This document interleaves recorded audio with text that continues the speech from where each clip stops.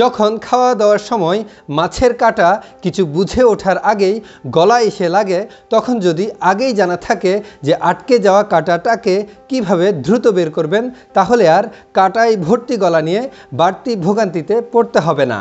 তাহলে চলুন জেনে নিই যে গলায় মাছের কাঁটা বিঁধলে প্রথমে কি করবেন। প্রথমে যেটা করবেন সেটা হচ্ছে নিজেকে স্থির রাখতে হবে। অনেকেই প্যানিকড হয়ে যান, অর্থাৎ দ্রুত আঙ্গুল দিয়ে সেই কাঁটা বের করার চেষ্টা করেন। তখন দেখা যায় অনেক সময় কাঁটা তো বের হয়ই না, বরঞ্চ আঙ্গুলের ধাক্কায় সেই কাঁটাটা আপনার এদিকে টনসিল আছে ভিতরে, সেখানে ঢুকে যেতে পারে, মাংসের মধ্যে ঢুকে যেতে পারে। তখন কিন্তু বিপদ আরও বেশি বাড়ে। অনেকেই শুরুতেই অল্প পরিমাণ ভাত হাতের মুঠোর মধ্যে নিয়ে সেটাকে টেনিস বলের মতো বানিয়ে সেটা কিন্তু খাওয়ার চেষ্টা করেন, বা কলা দিয়ে সেরকম ট্রাই করার চেষ্টা করেন যাতে কাঁটাটা ভিতরে ঢুকে যায়। এই কাজগুলো কিন্তু শুরুতে করা যাবে না। প্রথমেই যে কাজটি করবেন সেটি হচ্ছে ক্রমাগত কয়েকটি কাশি দিবেন, এবং কাশির মাধ্যমে কিন্তু এই কাঁটা বের হয়ে আসতে পারে।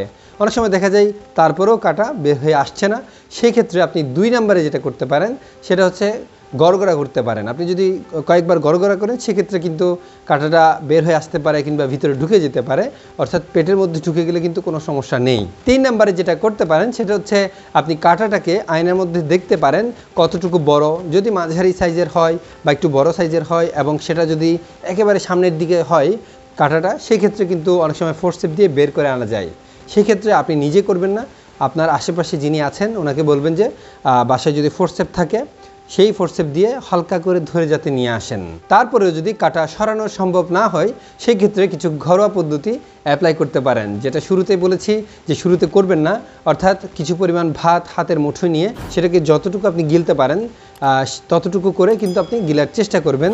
অবশ্যই এই ক্ষেত্রে আপনি চাপাবেন না, আপনি সরাসরি গিলার চেষ্টা করবেন। তার ফলে কিন্তু অনেক সময় এই ভাতের আঠালো অংশের সাথে কাঁটাটা লেগে গিয়ে কিন্তু ভিতরে ঢুকে যেতে পারে। ভাতের পরিবর্তে পাকা কলা 1 বা 2 ইঞ্চি কেটে সেটা কিন্তু আপনি না চিবিয়ে সরাসরি খেয়ে ফেলতে পারেন, যার ফলে এই আঠালো অংশের সাথে কাঁটা কিন্তু লেগে ভিতরে ঢুকে যেতে পারে। এগুলোর পাশাপাশি 1 থেকে 2 গ্লাস পানি কিন্তু আপনি তাড়াতাড়ি খেয়ে ফেলতে পারেন, তার ফলেও কিন্তু অনেক সময় কাঁটা ভিতরে ঢুকে যেতে পারে। এবং এইভাবে যদি কাঁটা ভিতরে ঢুকে যায় সেক্ষেত্রে কিন্তু আলটিমেটলি কাঁটা পেটের মধ্যে গিয়ে সেটা ডাইজেস্ট হয়ে যাবে, সেটা কোনো সমস্যা হবে না। এইসব ঘরোয়া পদ্ধতি অ্যাপ্লাই করার পরেও যদি আপনার কাঁটা বিঁধে থাকে সেক্ষেত্রে অবশ্যই একজন ডাক্তারের পরামর্শ নেবেন, এবং ডাক্তার হয়তো আপনাকে এখানে এক্সরে করতে পারেন। এবং একেবারে ছোট কাঁটা হলে, যেটা একেবারে এক্সরেতেও আসে না, সেটা অনেক সময় কিন্তু আমাদের বডির ইমিউন সিস্টেমের মাধ্যমে কিন্তু গলে যায়, সেখানে এক্সট্রা কোনো কিছু করার প্রয়োজনও অনেক সময় হয় না। আবার অনেকেই প্রশ্ন করে থাকেন যদি পয়সা গিলে ফেলে সেক্ষেত্রে কী করবেন। সেক্ষেত্রেও অনেকটা একই পদ্ধতি, যে এক্সরে করে আপনার পয়সাটা কোন জায়গায় আছে সেই অনুযায়ী কিন্তু একজন নাক কান গলা বিশেষজ্ঞ সেটাকে বের করে আনার চেষ্টা করবেন। আশা করি আজকের ভিডিওটি ভালো লেগেছে। ভালো লেগে থাকলে বেশি বেশি শেয়ার করুন। আজকে তাহলে এই পর্যন্তই। ভালো থাকবেন, সুস্থ থাকবেন।